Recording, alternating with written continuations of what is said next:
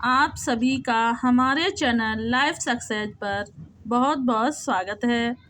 आज हम इस क्लास में हिंदी साहित्य के इतिहास से संबंधित कि हिंदी में सर्वप्रथम कौन कौन सी रचनाएं हैं उसका वर्णन इस क्लास में हम करने वाले हैं, जो कि सभी प्रतियोगी परीक्षाओं की दृष्टि से बहुत ही महत्वपूर्ण प्रश्न हैं। इसलिए अंत तक बने रहें। बीच में क्लास को छोड़ने की गलती बिल्कुल भी ना करें। अगर आपको हमारी ये क्लास अच्छी लगे तो इसे लाइक, शेयर, सब्सक्राइब करें और हमें कमेंट करके बताएं कि यह क्लास कैसी रही। तो देर ना करते हुए हम शुरू करते हैं कि हिंदी का प्रथम कवि किसे माना जाता है। हिंदी का प्रथम कवि किसे माना जाता है? तो हिंदी का जो प्रथम कवि माना जाता है वह सरहपाद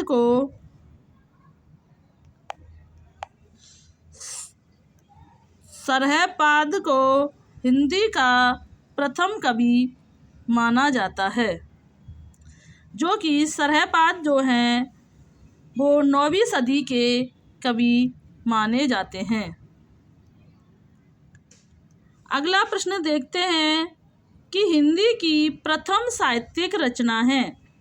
हिंदी की प्रथम साहित्यिक रचना है नंबर साहित्यिक रचना जो है वो श्रावकाचार्य को हिंदी की प्रथम साहित्यिक रचना माना जाता है, जो कि देवसेन के द्वारा रचित मानी जाती है। अगला प्रश्न देखते हैं कि अपभ्रंश का प्रथम प्रबंधक काव्य किसे माना जाता है। अपभ्रंश का प्रथम जो प्रबंधक काव्य माना जाता है वह भविष्यत कहा को माना जाता है, जो कि धनपाल के द्वारा रचित मानी जाती है। धनपाल जो हैं वो 10वीं सदी के कवि माने जाते हैं।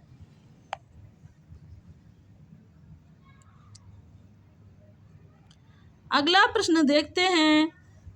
यहाँ पर 2 बार टाइप हो गया है कि हिंदी साहित्य का प्रथम महाकाव्य है।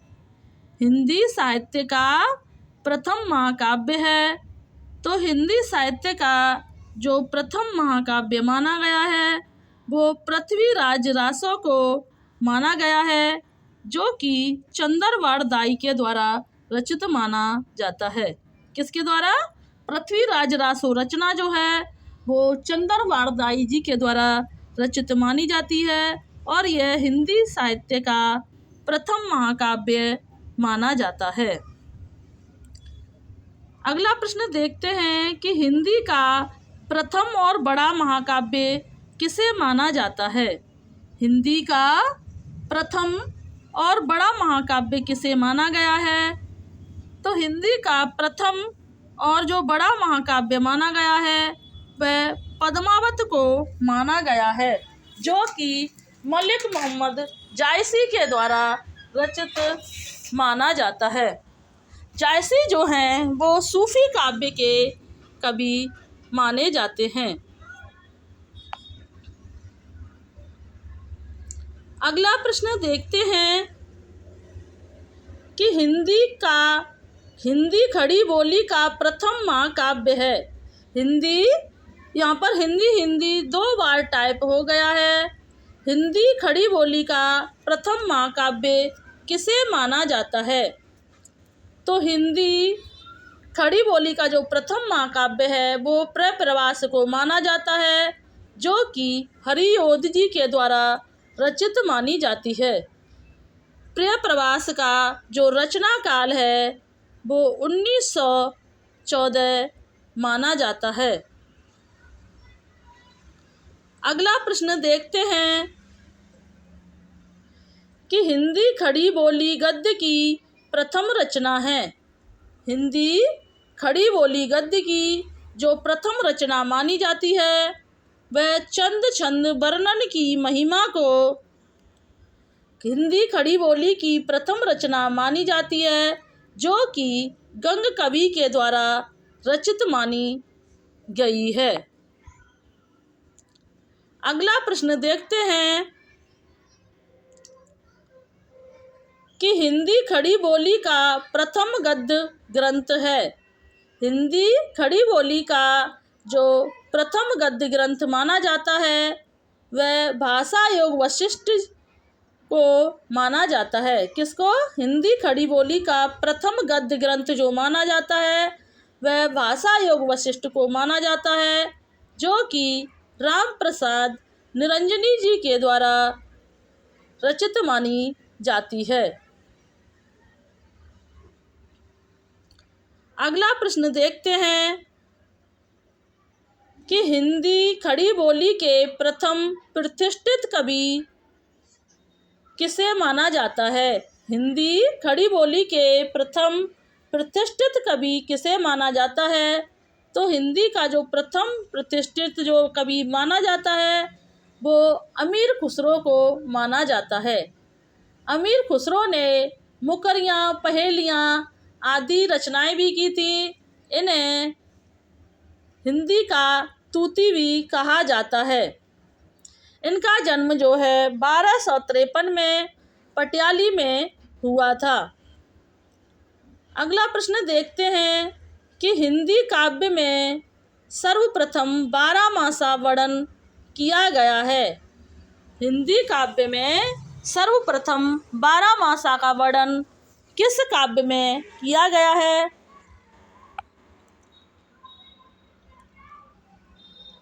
तो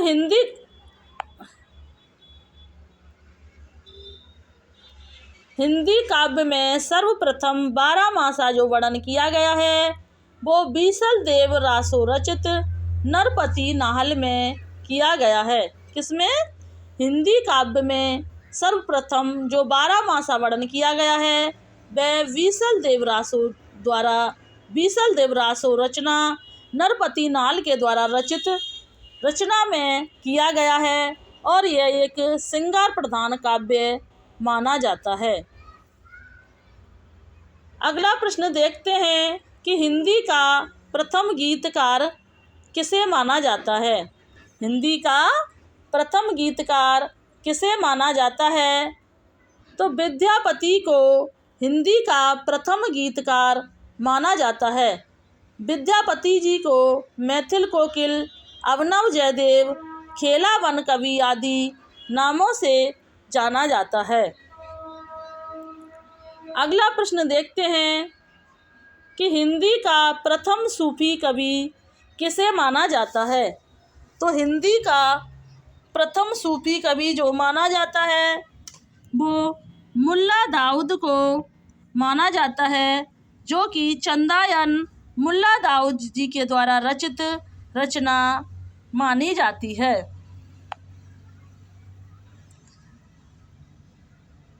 अगला प्रश्न देखते हैं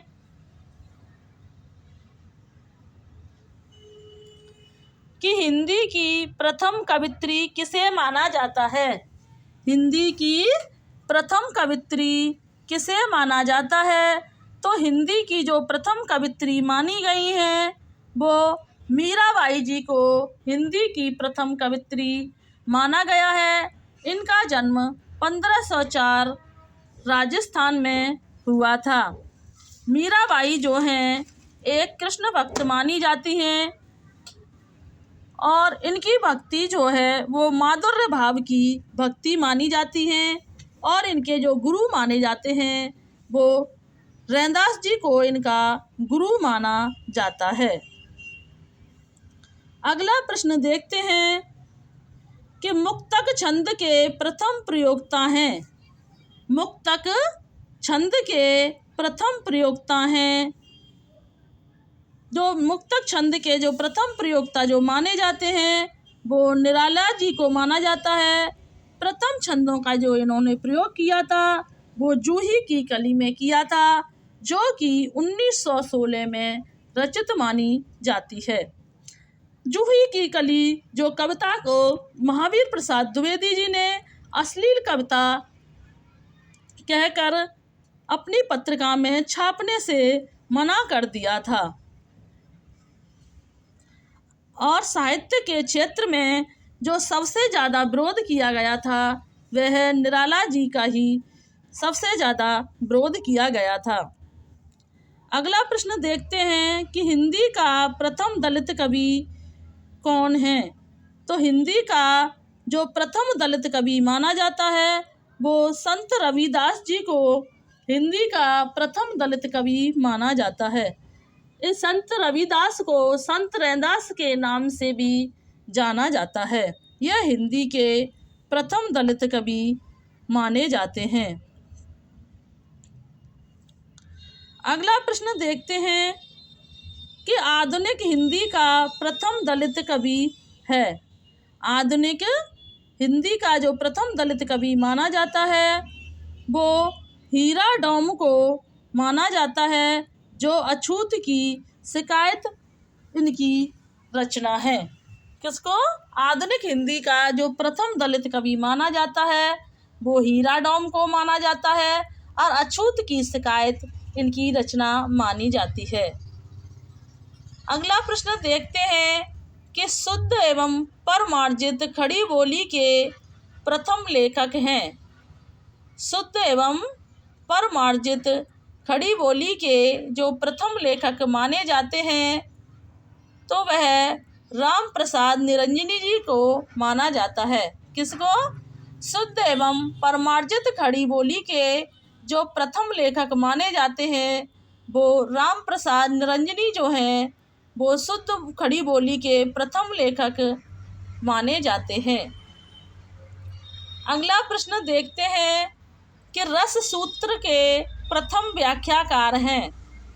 रस सूत्र के प्रथम व्याख्याकार हैं तो नम भट्ट लोलट जो उत्पत्तिवाद से संबंधित है। तो भट्ट लोलट जो हैं वो रस सूत्र के प्रथम व्याख्याकार माने जाते हैं।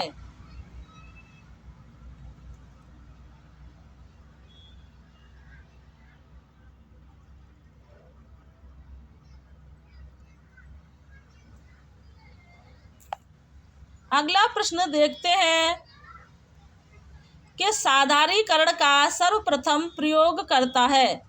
साधारीकरण का सर्वप्रथम प्रयोग करता है तो साधारीकरण का जो सर्वप्रथम प्रयोग किया गया है वो भट्ट नायक के द्वारा किया गया है। किसके द्वारा? साधारीकरण का जो सर्वप्रथम प्रयोग किया गया है वह भट्ट नायक के द्वारा किया गया है। अगला प्रश्न है कि हिंदी में रीति काव्य का प्रथम ग्रंथ है।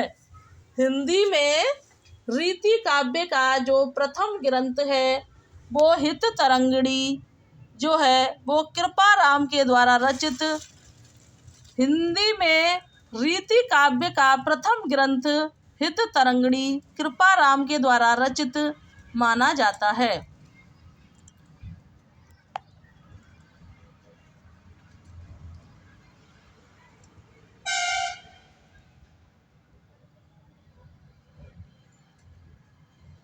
अगला प्रश्न देखते हैं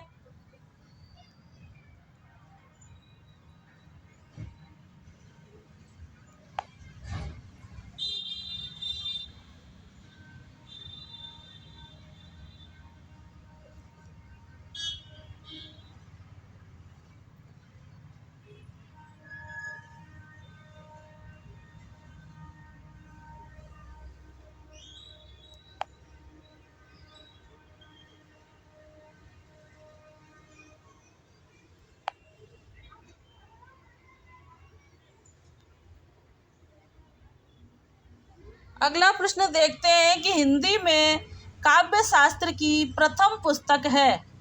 तो हिंदी में जो काव्य शास्त्र की जो प्रथम पुस्तक मानी जाती है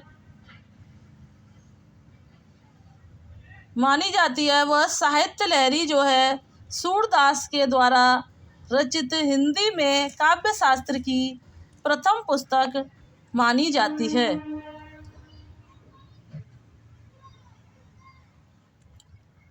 अगला प्रश्न देखते हैं हिंदी में छंद शास्त्र की प्रथम रचना है? तो हिंदी में छंद शास्त्र की जो प्रथम रचना मानी जाती है वो छंदमाला जो है केशवदास जी के द्वारा रचित प्रथम रचना मानी जाती है।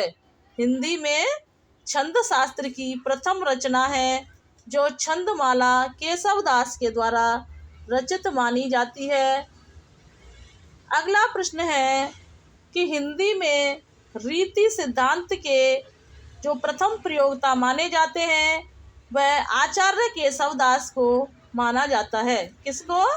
हिंदी में रीति सिद्धांत के जो प्रथम प्रयोक्ता माने जाते हैं वह आचार्य केशवदास जी को माना जाता है। अगला प्रश्न देखते हैं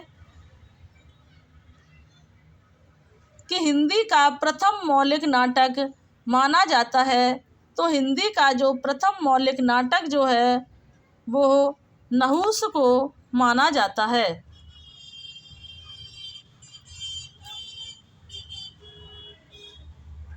हिंदी का जो प्रथम मौलिक नाटक माना गया है वह नहुस को माना जाता है, जो गोपाल चंद गिरधर दास के द्वारा रचित माना जाता है। हिंदी का प्रथम अभिनीत नाटक माना जाता है तो वह जानकी मंगल के द्वारा रचित जो जानकी मंगल है वो हिंदी का प्रथम अभिनीत नाटक माना जाता है, जो शीतला प्रसाद त्रिपाठी के द्वारा रचित माना गया है।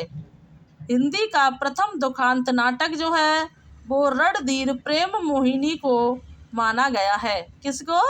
हिंदी का प्रथम दुखांत नाटक जो है वो रणधीर प्रेम मोहिनी को माना गया है, जो कि लाला निवास दास के द्वारा रचित है।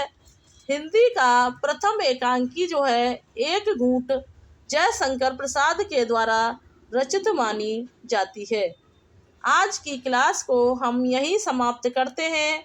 अगर आपको यह क्लास अच्छी लगी हो तो इसे लाइक शेयर सब्सक्राइब करें, कमेंट करें। Thanks watching this video. जय हिंद, जय भारत।